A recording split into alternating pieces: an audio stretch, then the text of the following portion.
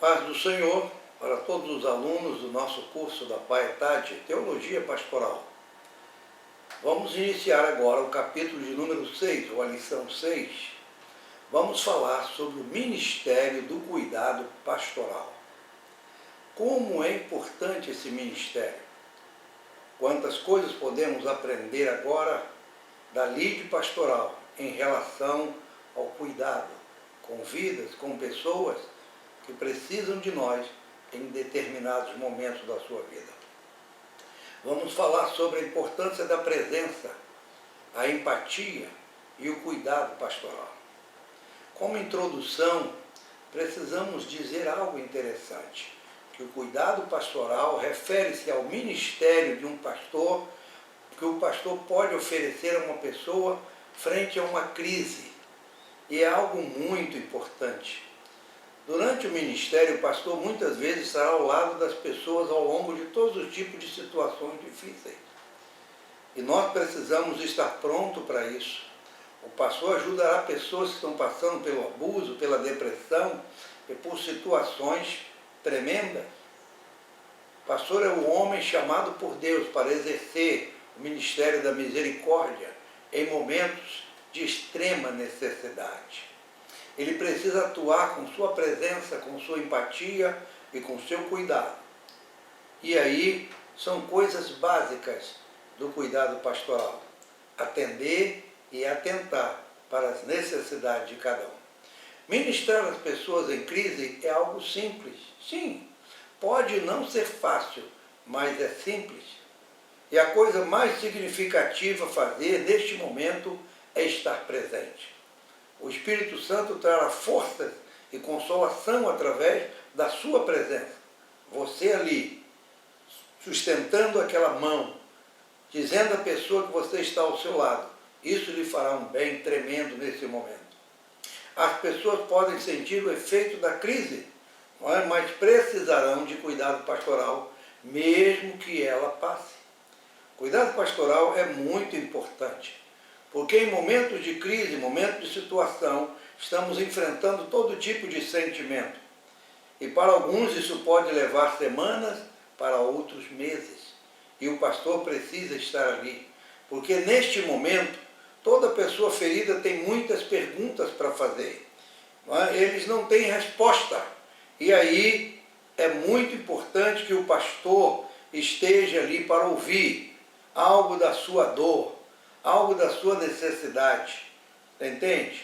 Antes que se vá, é preciso dar tempo e atenção para ter um cuidado excepcional com aqueles que Deus colocou em nossas mãos para cuidar.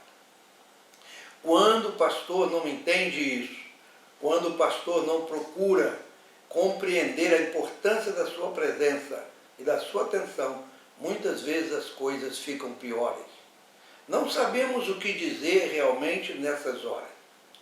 Não é fácil chegar a encontrar pessoas em aflição, em estados terminais e dizer alguma coisa. Não é tão simples assim. Mas o fato é que quando nos assentamos junto a ela, seguramos a mão dessa pessoa, a nossa presença silenciosa, como um amigo, pode ajudar muito.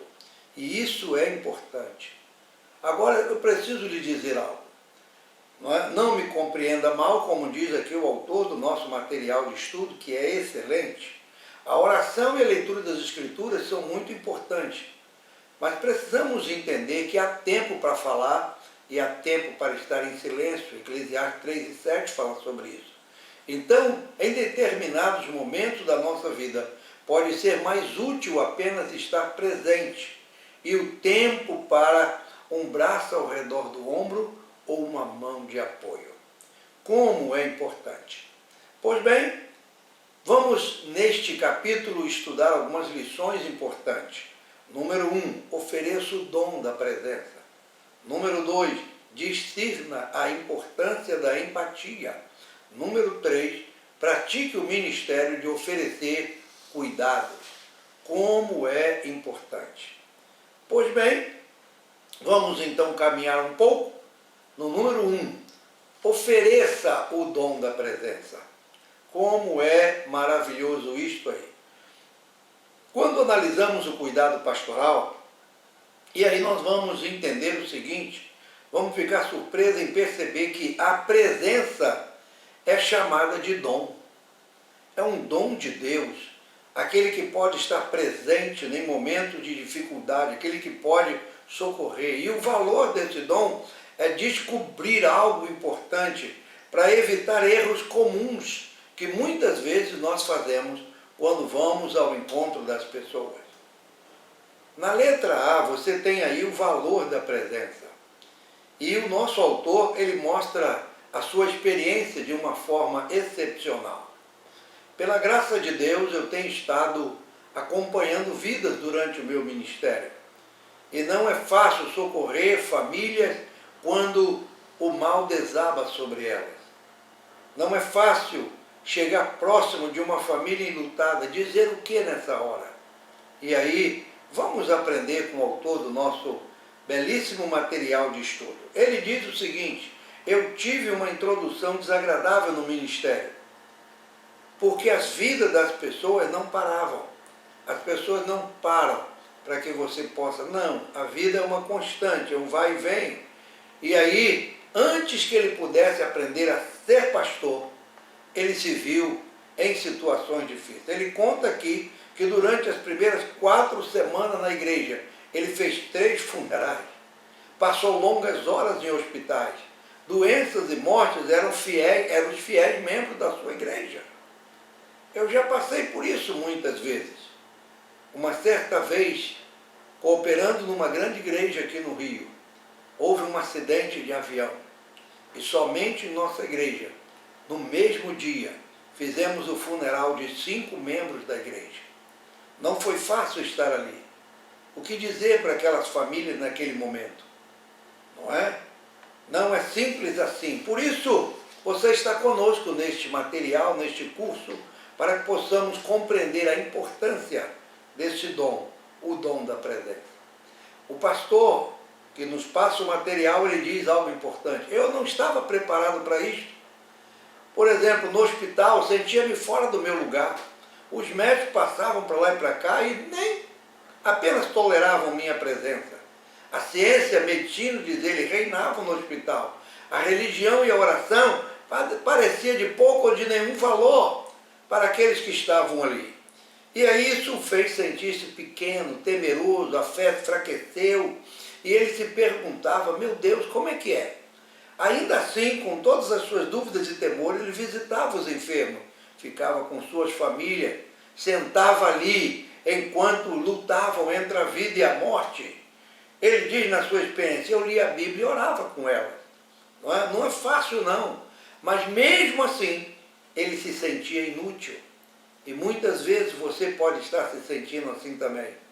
Diante da realidade da vida, diante dos problemas da vida, sentimos-nos inúteis. O que fazer nessa hora? Não é? O que ele poderia fazer? Ninguém havia ensinado a ele sobre isso. Eu ouvia tudo aquilo, sem dizer nada, diz ele. Depois de algum tempo, algo surpreendente aconteceu. O seu relato, ele é maravilhoso. Ele começou a receber notas de agradecimento das pessoas que tinham visitado no hospital. Não é? As pessoas escreviam que significou muito para ele você estar ali quando ele passou pela cirurgia. Sua visita me deu força. Não é? E na verdade, olhando para aquela situação, ele disse, eu não tinha feito nada. Mas a presença foi importante. A presença foi marcante. Não é?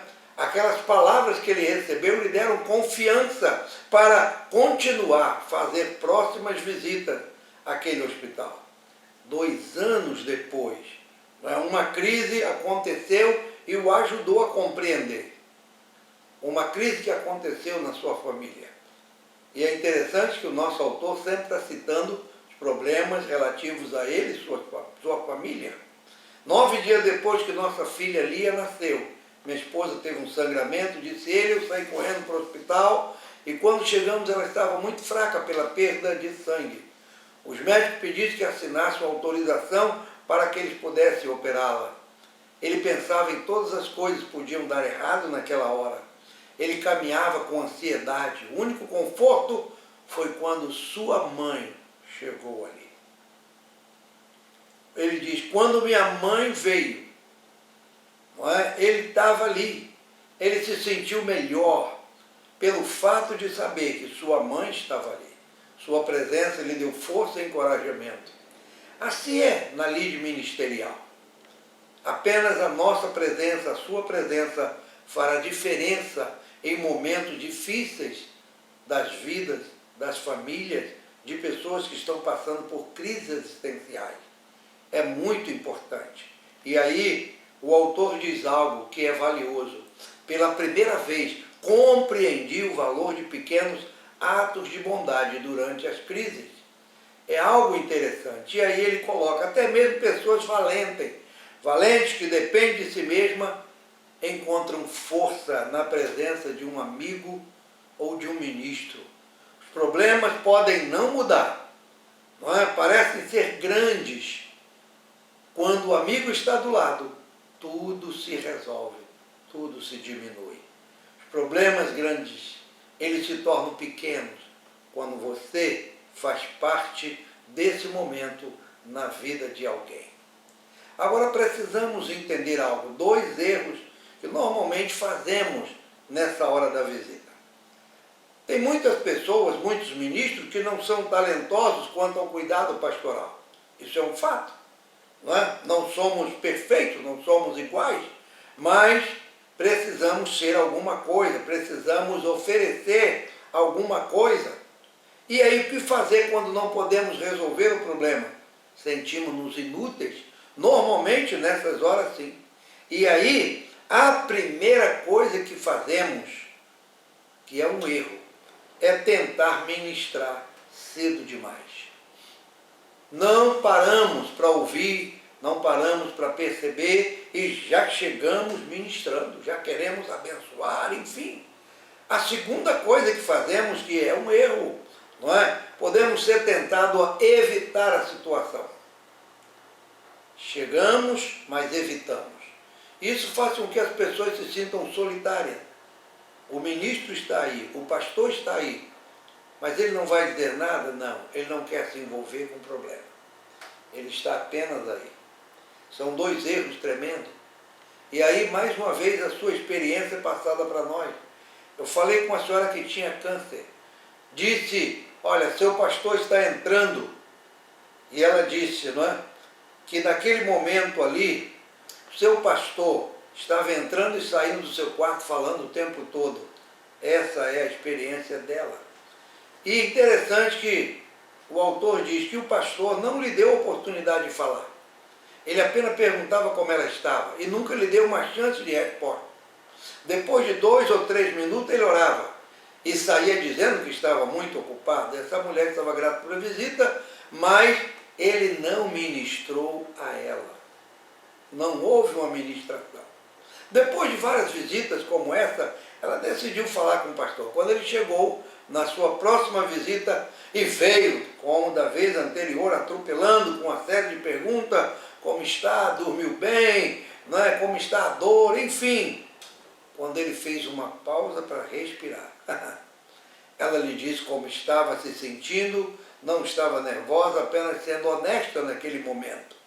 Ela disse, a dor é demais para mim, estou com medo da morte, oro, nunca sinto como se Deus me respondesse, não sinto sua presença, na verdade parece que o céu se tornou como uma pedra, é como se Deus tivesse voltado as costas para mim.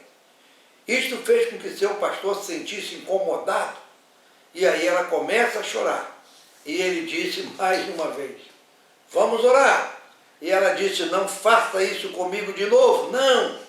Você usa a oração como uma porta de saída. Preste atenção nisso. É assim que as pessoas nos veem.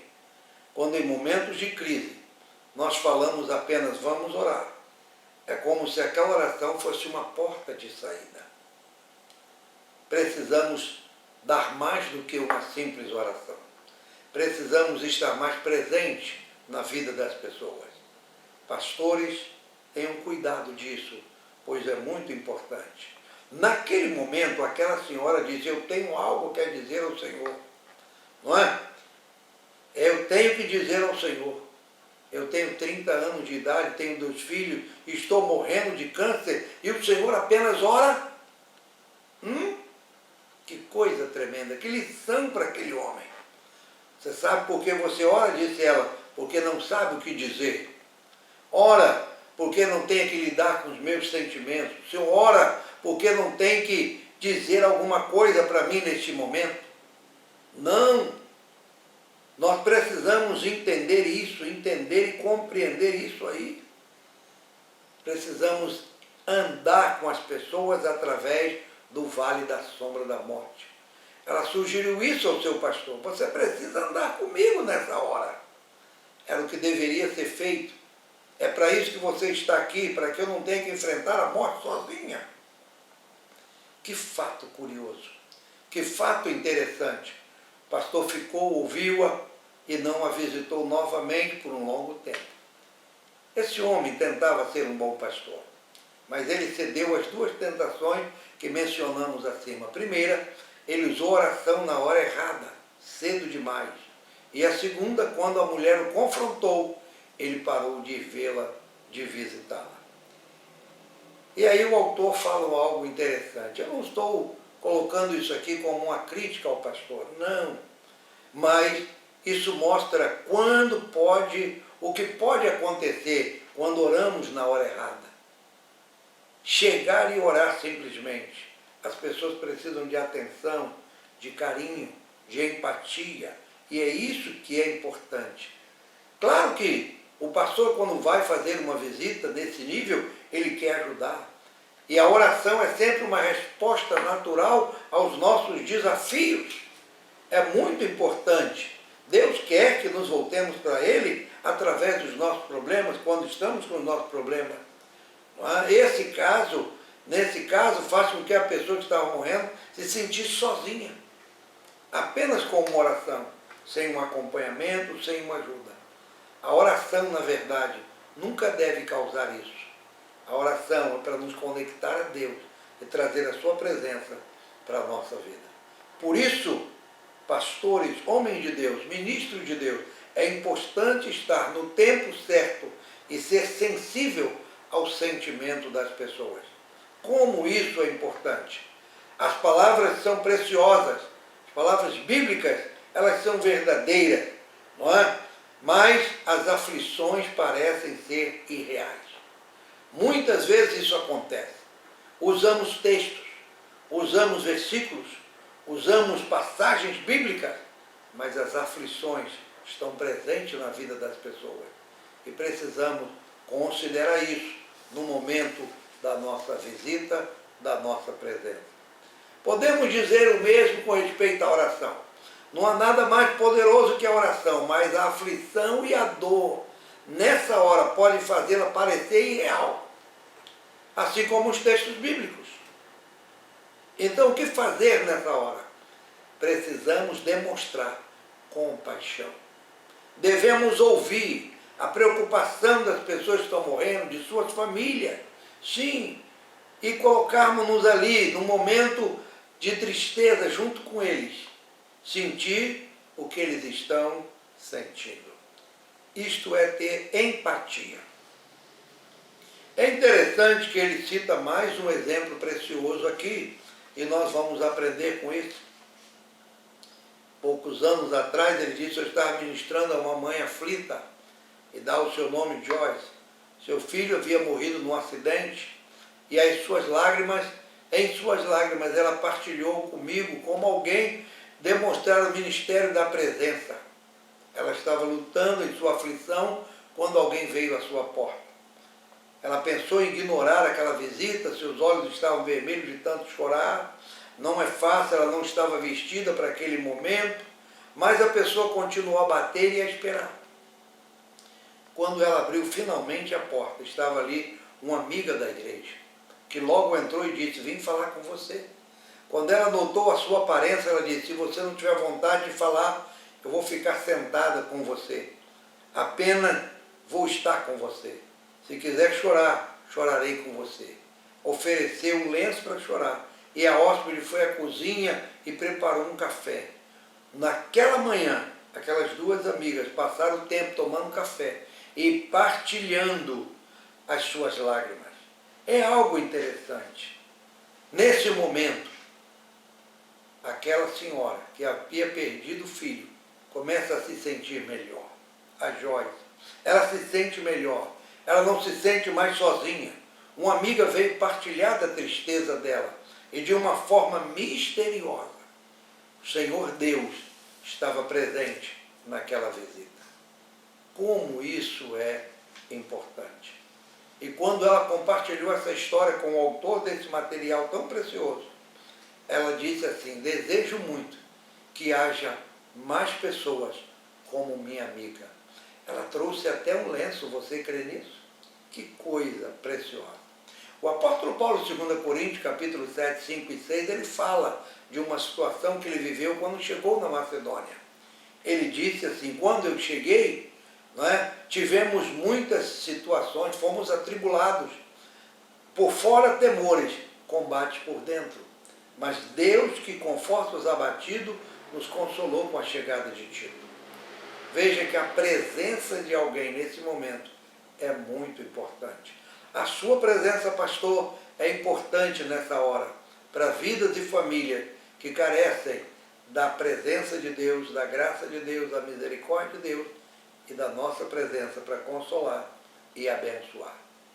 Muitos pastores, infelizmente, evitam esse tipo de situação, as pessoas que estão em situações de risco, morrendo, é tão difícil ministrar para essas pessoas. Na verdade é.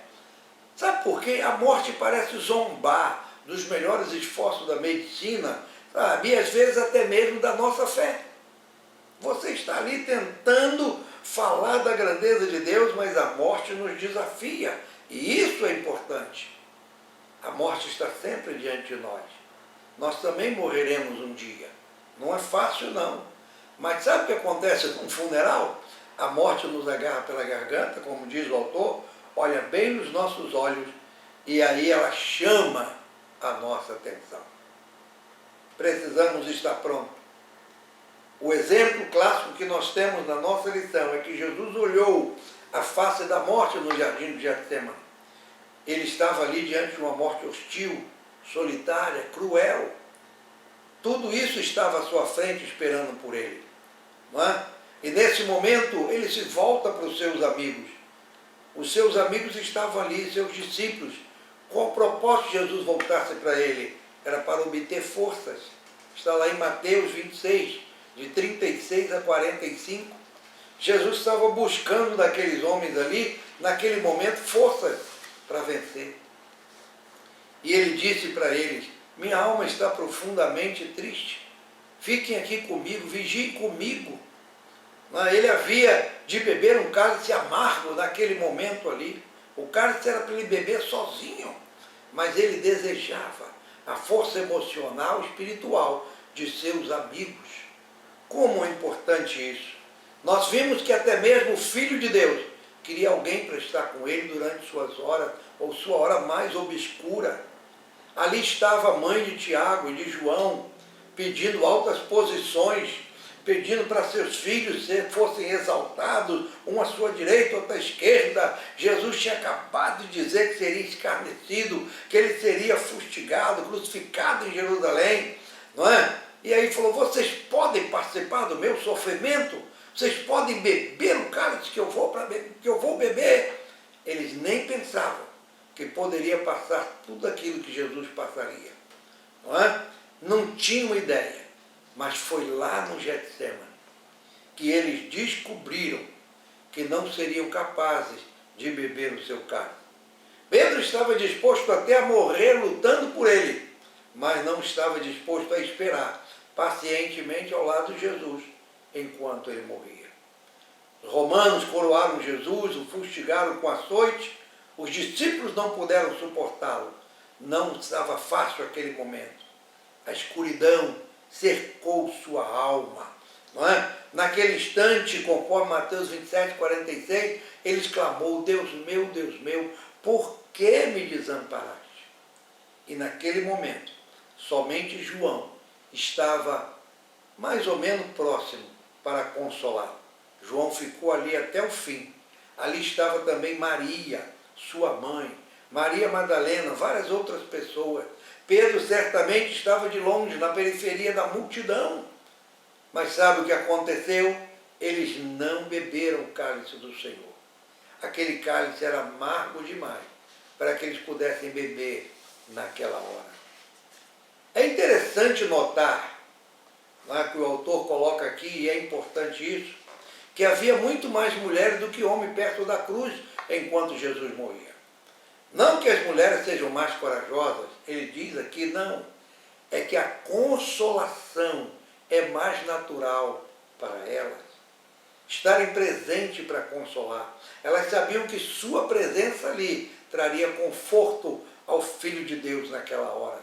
As mulheres compreenderam que Jesus tiraria força da sua proximidade. Vamos lá, vamos estar com ele nesse momento. Elas não podiam imaginar deixá-lo morrer sozinho. De jeito nenhum. E aí, nós entendemos algo que precisamos passar para você. Que o ministério da presença, muitas vezes é mais difícil para os homens, inclusive para pastores. Preferimos mais o ministério das atividades, do correria, do vai lá, vem cá. Mas essa presença, muitas vezes ficar calado, observando, em oração diante de Deus, não é fácil. Estamos acostumados a fazer as coisas, é difícil para nós sentar e esperar, não é? Ficar observando sem poder ajudar, enquanto a morte reivindica a sua presa. Que situação difícil! Não é fácil, não. Sentimos necessidade de obter o controle do nosso mundo.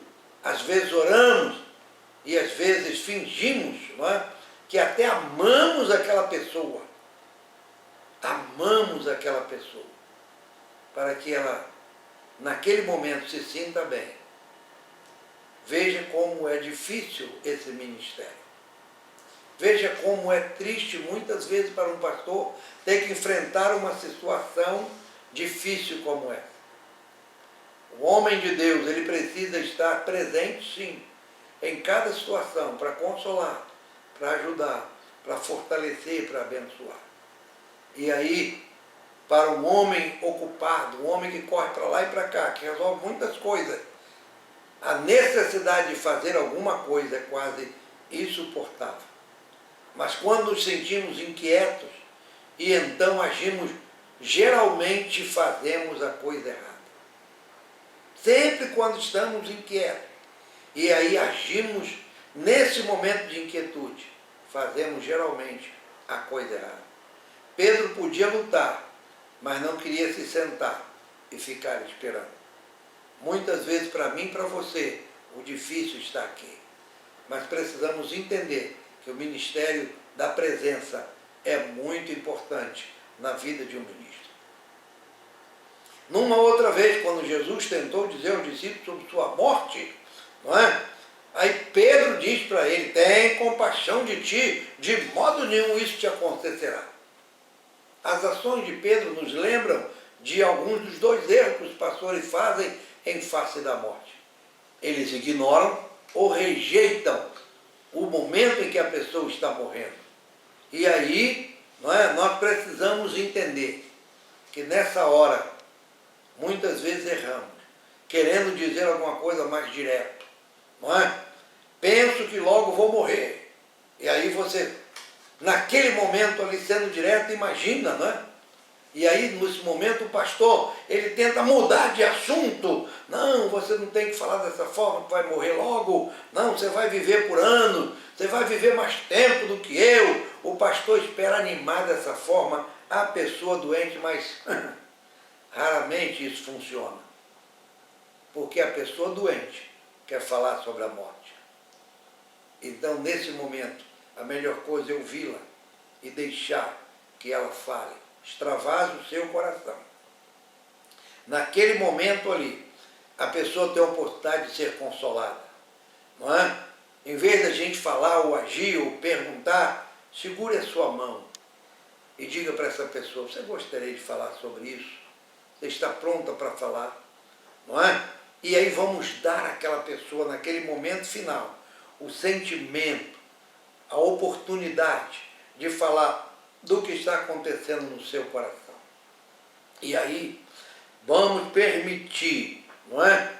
Que naquele momento ela pensa que não deveria ter a oportunidade, mas está tendo. Então nós precisamos entender que neste momento as pessoas estão procurando uma oportunidade de falar sobre a morte. E o que ela precisa nessa hora é de uma mão, alguém do seu lado, para falar sobre sua tristeza. Alguém que não culpe, alguém que não condene, não é? E aí nós temos que entender, ela quer alguém que a deixe ser real, que permite que chore, que não fique bravo. Não, é o momento da pessoa ali. E nesse momento ela quer explicar algo que ninguém quer entender ou pode compreender. A pessoa que está morrendo não quer uma pessoa que tente resolver tudo, não. Chegar ali e fazer uma oração e resolver todos os problemas. Ela não está procurando palavras ou explicações. A presença de um pastor, a presença de um amigo, é o que a pessoa naquela hora mais precisa. Tudo que ela precisa é da presença de alguém. Vamos para o item 2. Discirna a importância da empatia. Vamos entender agora a importância desse nome, dessa palavra. Isto é, quando nos colocamos no lugar do outro. Não é fácil ministrar aqueles com grande dor, não. Precisamos aprender a compartilhar de seus sentimentos. Por isso, o cuidado pastoral requer empatia. E aí precisamos entender algumas coisas importantes. Na letra A, por exemplo, compreendendo as pessoas em crise. Mas para que um pastor ajude uma pessoa em crise, ele precisa entender sua dor. Estar próximo dela, ele precisa ser capaz, até certo ponto, de sentir o que elas estão sentindo. Isto é chamado empatia. É a habilidade de partilhar as emoções ou os sentimentos de outras pessoas. Veja como é importante isso para o ministério. A Bíblia diz, lá em Jó 6,14, ao aflito deve o amigo mostrar compaixão. Sempre aprendemos melhor experimentando alguma coisa. Não é? É como se temos que passar por alguma crise para empatizar com as pessoas. Mas não é bem assim. Você pode aprender e podemos observar situações, não é? Ouvindo, compreendendo, estando próximo. Você não precisa sofrer para viver uma situação, não. Apenas seja próximo, ouça e tenha empatia. Se coloque no lugar daquela pessoa. Coloque-se a si mesmo no lugar da pessoa enferma. Não é? Neste momento, algumas coisas estão acontecendo. Primeiro, há uma dor interminável e consumidora. A pessoa está fraca. O seu corpo, nessa hora, é seu inimigo. E isso ataca a sua felicidade e até mesmo sua fé. Então, neste momento, nós precisamos estar próximos. Nós precisamos entender isso. Porque nessa hora, a pessoa se sente como se estivesse perdendo poder. As coisas que se eram familiares se foram. Seu lar, seu trabalho, sua família, seus amigos. É um momento de dor. E a pessoa sabe que está perdendo essas coisas. Ela está ali lutando. Ela tinha controle sobre a sua vida e agora não tem mais. Tudo isso mudou com a enfermidade. A pessoa agora está recebendo cuidados médicos. E apesar de serem excelentes, não é? Ela não tem mais o controle, não tem mais o poder. Não. Então ela precisa passar por todo tipo de exames. Ela vai ser atendida de forma muitas vezes humilhante, despida de suas roupas, furada por agulha, examinada com frequência. Imagine uma coisa dessa. Neste momento, muitos se sentem roubados da sua dignidade. Por isso, precisamos entender a dor do próximo. Nesse momento há um medo terrível do desconhecido. As pessoas procuram fazer muitas perguntas: o que vai acontecer? Será que eu serei capaz de cuidar da minha família? Não é? Há muitas preocupações nessa hora: como eu vou pagar as contas, as minhas dívidas? Enfim, essas perguntas parecem um gigante, porque neste momento acontece o indivisível medo da morte. Vou morrer? O que está acontecendo com a minha família? Quem tomará conta de meus filhos? São perguntas que surgem nessa hora triste da vida. E nós precisamos estar prontos, preparados, para responder com mansidão acerca da esperança que há em nós, diz o apóstolo Pedro. Na letra B, nós precisamos entender estágios do processo de aflição. Se uma pessoa descobre que tem uma doença fatal, final, ela vai agora aprender a lidar, ou vai ter que lidar, com uma enchente de emoções. Imagine você receber a notícia de que o que tem no seu corpo vai lhe matar. Neste momento as emoções afloram. E aí, nós temos que nos preparar para esse momento final. Precisamos nos preparar para essa hora. Uma doutora que estuda sobre o assunto, doutora Elizabeth Ross, ela é conhecida por seus estudos sobre a morte. Ela listou 5 estágios no tratamento das notícias. Vamos ver aí. Número 1, o primeiro estágio é a negação. A pessoa, quando recebe a notícia ruim, ela diz: não pode ser verdade. Os médicos estão errados. Sabe, nesse momento, o que a pessoa faz? Procura outros médicos para buscar um relatório melhor, uma solução melhor. E se ela confia no Senhor, ela quer buscar a cura, não é? E aí vai buscar de Deus o milagre. Ela vai acreditar que a cura vai acontecer. Elas não querem destruir a sua fé. Elas vão buscar a cura, o milagre de Deus. O segundo estágio é a raiva. Nesse momento, as questões e as perguntas dizem: mas por que Deus? Por que logo eu? Não é? Eu não deveria sofrer, eu te servi, Senhor, eu sou uma pessoa bondosa, sabe? Por que o Senhor curaria outros e não a mim? Nesse momento, a raiva toma conta da pessoa.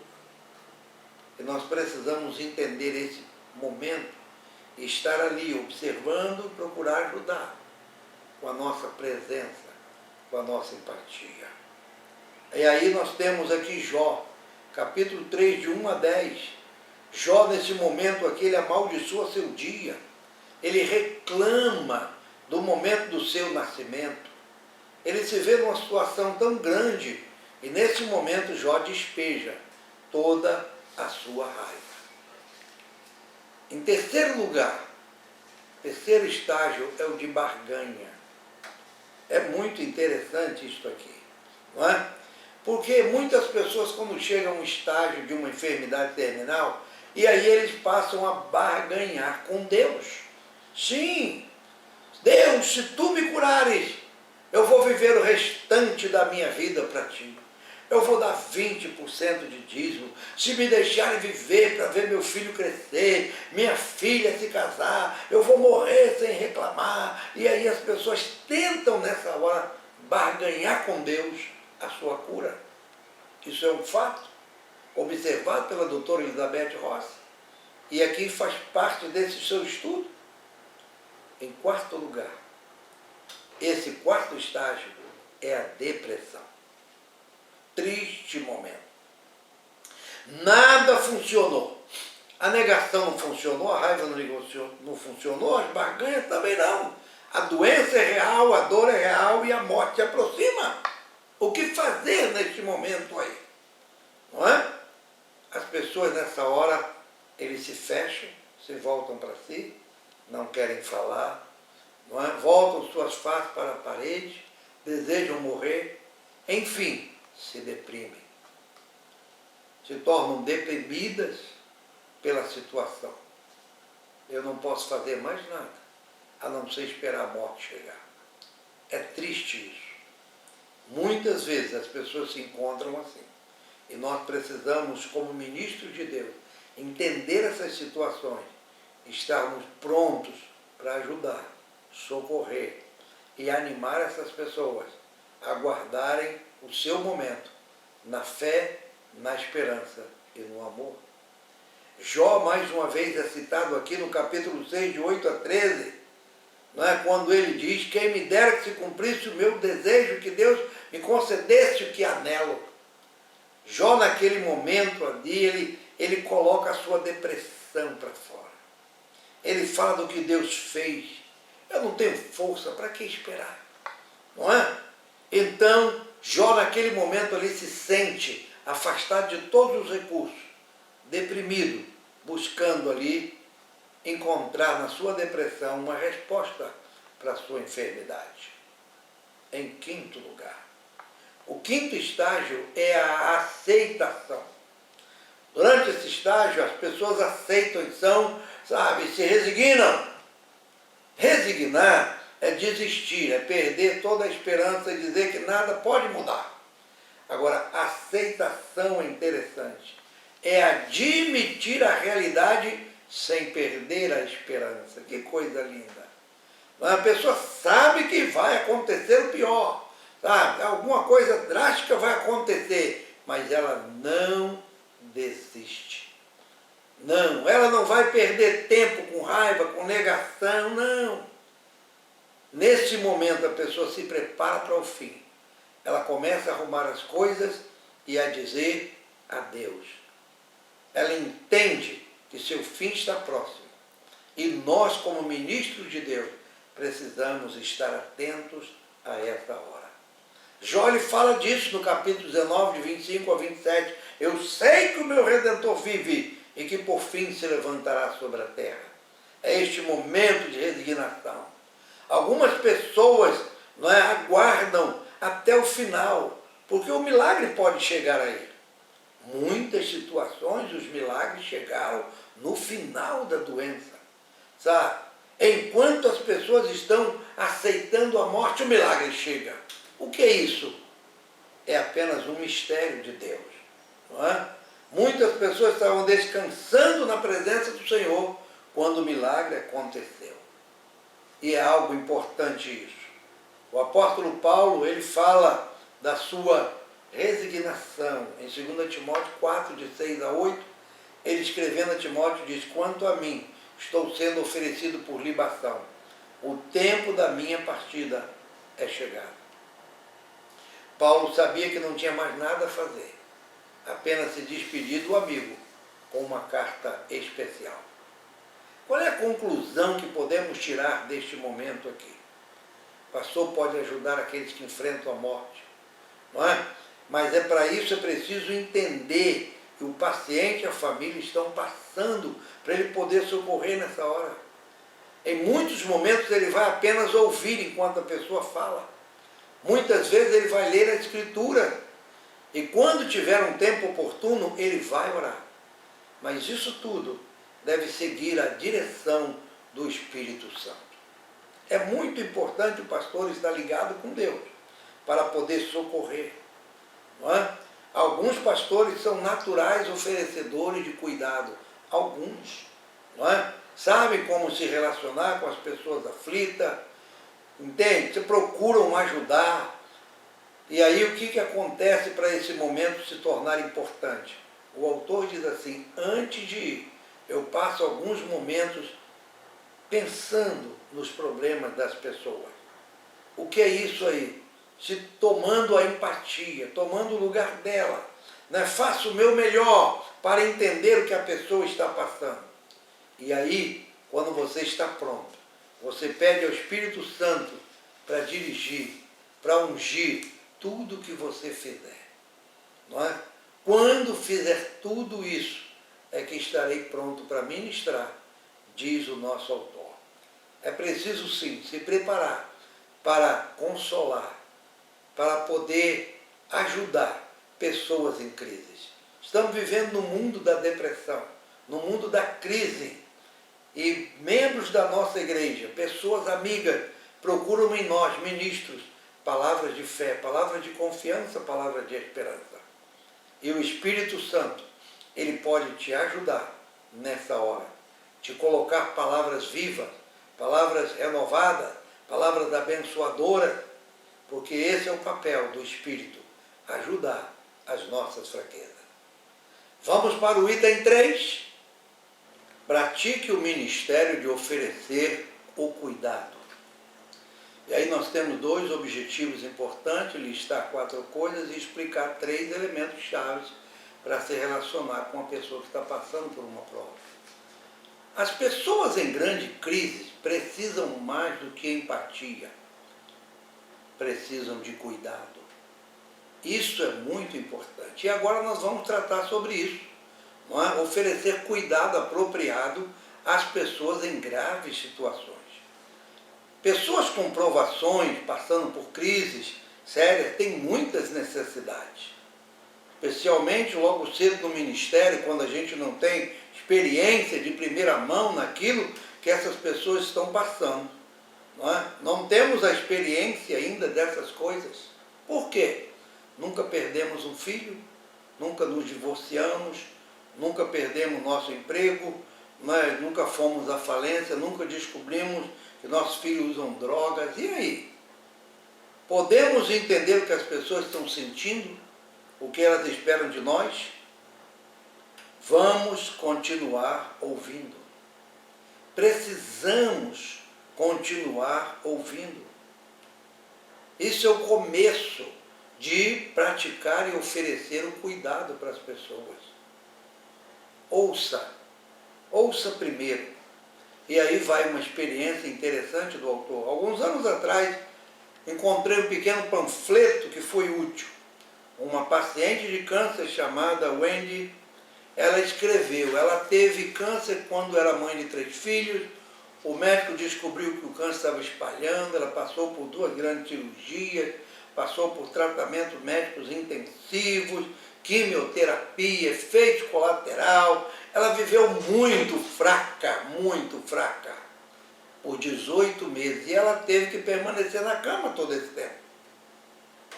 Amigos interessados tentaram fazer o seu melhor, mas não sabiam o que fazer. Enquanto estava realmente lutando, ela escreveu 13 ideias para compartilhar com esses amigos. E isto nos dá um vislumbre do que as pessoas como Andy e sua família precisam durante as suas enfermidades. E aí ela colocou 13 fatos que vamos ser breves. Visite-me com frequência, telefone. Pergunte-me qual a pessoa que eu gostaria de ver e convide. Tire foto de meus filhos.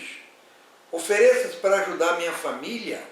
Permita que me sinta triste. Me prepare para o que possa acontecer. Conte-me uma piada. Olha que coisa interessante, não é? Diga, toque-me. Chegue perto de mim. Diga a palavra câncer ao meu redor para que eu possa me sentir normal. Não uma pessoa anormal. Conte-me que eu estou de boa aparência. Ofereça-se para cuidar de meus filhos.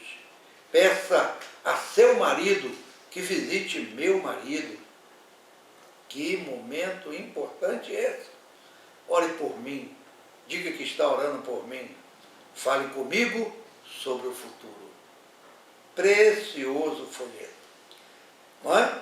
É claro que o pastor não pode fazer todas essas coisas, mas ele pode envolver pessoas da igreja, preparar essas pessoas, treinar para que elas possam exercer esse ministério com eficiência para a glória de Deus. Pega essa lista, reveja ela mais uma vez, não é? E aí nós vamos entender uma coisa. 8 das 13 se relacionam a necessidades emocionais. Não é? Pediu a pessoa que visitasse, tocasse, sentisse triste, brincasse, e aí também teve as necessidades práticas da sua família e também necessidade de oração. E aí nós temos uma outra experiência interessante, Jane Britton, outra vítima de câncer. Ela falou a si mesma. As pessoas de sua igreja prepararam refeições, limparam a casa, lavaram roupas, ajudaram a cuidar das crianças, mas nada disso se comparou ao amor que elas tiveram para comigo. Como é precioso isto aí, não é? O maior dom que ela descobriu naquele momento foi o toque. As pessoas sentavam junto dela enquanto estava reclinada no sofá, tocavam o seu ombro, seguravam sua mão, beijavam sua face, abraçavam, compartilharam seus problemas. Veja como é importante essa hora para quem está sofrendo algum tipo de enfermidade. A confiança delas fez com que soubesse que, embora seu corpo estivesse fraco, ela não estava doente em sua mente e suas emoções. É muito importante a nossa presença nessa hora. Na letra B, vamos compreender como responder a pessoas em crise. Grandes provações de qualquer tipo podem ser batalhas para as nossas emoções, não é? As pessoas enfermas podem sentir raiva, mágoa também, sim. E como reagir? A maneira de falar áspera e rude. As nossas respostas nesse tempo são importantes. Sim, nossas habilidades de ajudar pessoas, sabe, que precisam de nós serão postas à prova nesse momento. E nós precisamos entender isso aí. Como responder às pessoas que estão em crise? Se formos críticos, eles ficarão na defensiva. E aí nós temos que entender, sabe? Não deveriam nos contar alguma coisa, mas eles precisam nos contar. Então nós precisamos nos colocar numa posição de empatia mais uma vez, não é?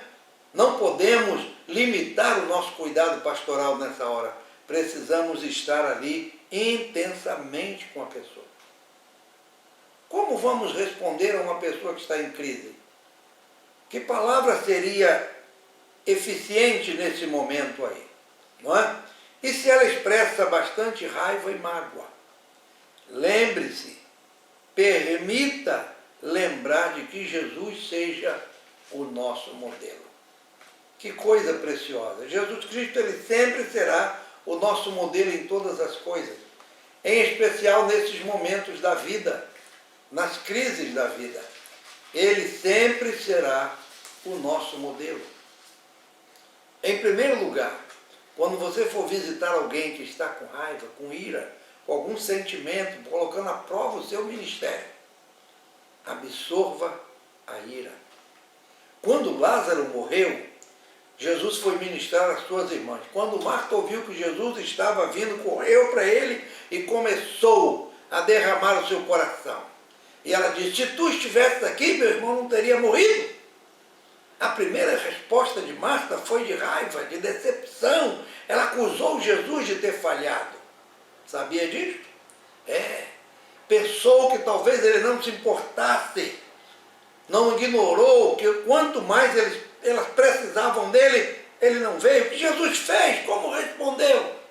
Ele simplesmente ouviu, absorveu aquele momento como uma esponja absorve a água. Ele não a repreendeu, ele sabia que ela estava magoada, mas ela não sabia que Deus traria de volta seu irmão naquele momento. Ela o amava e estava sofrendo a sua perda. E Jesus pôde compreender essa situação, como também pode compreender a minha e a sua situação. É assim que devemos agir neste momento. E aí, segundo passo importante, reflita a fé. A Bíblia diz em Romanos 12:15, alegre-se com aqueles que se alegram. Sim, a raiva não foi a única resposta de Marta, sua fé também se expressou.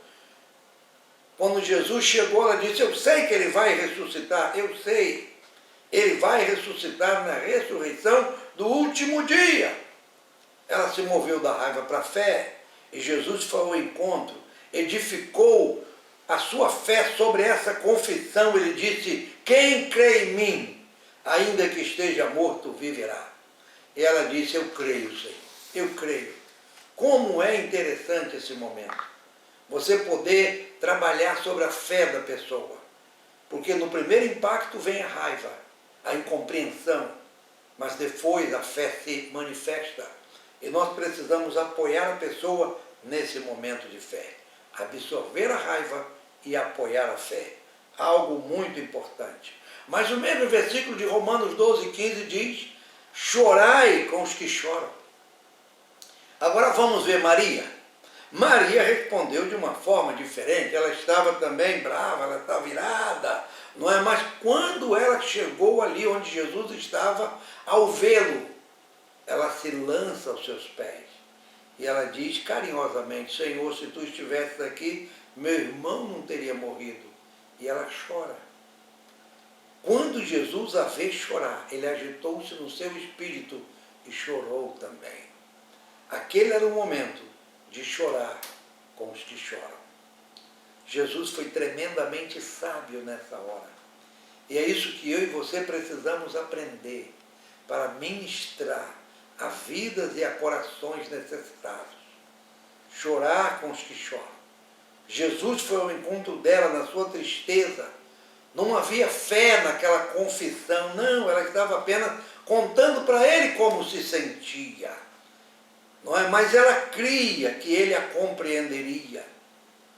Jesus, naquele momento, não fez nenhum ensino sobre teologia, não ensinou sobre vida e ressurreição, não lembrou que era o Filho de Deus, não. Por quê?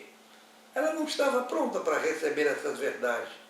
Não havia nada em seu coração senão tristezas e lágrimas. E aí, ele chorou com ela. Como é importante entendermos este momento. Não é? O que podemos aprender disso? É que quando ministramos as pessoas em crise, precisamos nos relacionar com elas. Elas estão despejando raiva, ira, absorva isso sem repreender. Se elas estão expressando fé, reflita a fé de volta para ela. Não tente explicar por que aconteceu alguma coisa. Ouça com amor. Lembre-se de que está certo dizer: eu não sei, há muitos mistérios. Como compreender todas as coisas? Ser um pastor não significa que você tenha todas as respostas. Prepare-se para se alegrar com os que se alegram e chorar com os que choram. Qual é a conclusão que temos aqui? É que o cuidado pastoral é um ministério continuado. Ele não para, é no dia a dia. E nesse momento o pastor atencioso será paciente. Ele sabe que sua presença provê conforto à pessoa em momentos de crise. Ofereça o dom da presença. Não é palavra de apoio, um toque de mão no ombro, apenas a presença pode trazer conforto e consolo a uma família, a uma pessoa no momento de necessidade. Evite os erros que podem acontecer. Tentar ministrar cedo demais, ou então evitar confrontar a situação. Vamos aprender com essa lição algo precioso, algo maravilhoso. E aí, discirna a importância da empatia. Empatia é a capacidade de compartilhar das emoções e sentimentos de outra pessoa. Sinta isso, viva isso, participe disso. Por último, em terceiro lugar, pratique o ministério de oferecer o cuidado. É algo importante. Nesse momento, absorver a raiva, refletir a fé, chorar com os que choram. Em todas as situações, esteja certo e pronto para ouvir com amor. Deus te abençoe.